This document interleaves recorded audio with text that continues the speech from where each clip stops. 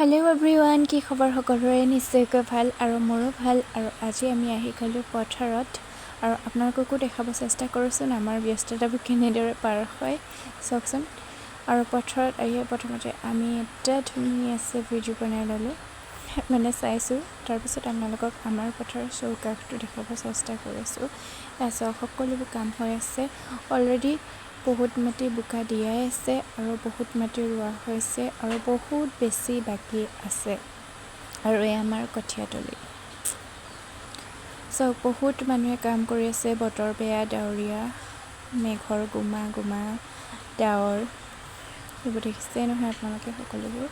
আৰু এইবোৰকে দেখাব চেষ্টা কৰিছোঁ। তাৰপিছত আমি এনেকৈ কঠীয়া তুলিবলৈ আহিছোঁ।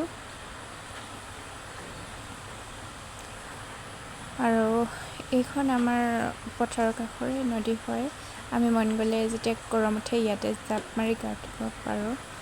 আৰু এয়া চাওক আমাৰ চৌপাশটো, ডাৱৰ দেখিছেনে? আৰু এয়া পূৰা ভিনদেউৱে খাল বাই আছে, মানে বোকা দি আছে। তাৰপিছত আমি কঠীয়া তুলিবলৈ লাগি গ'লোঁ। কঠীয়া তুলি পূৰা কঢ়িয়াইছোঁ আৰু এতিয়া ৰুবলৈ যাম। এয়া দেখিছেনে, ভিনদেউৱে আকৌ বোকা দি আছে বেলেগ বেলেগ জেগাত। আমি আজি প্ৰায় 2 বিঘা মাটি ৰুই দিলোঁ।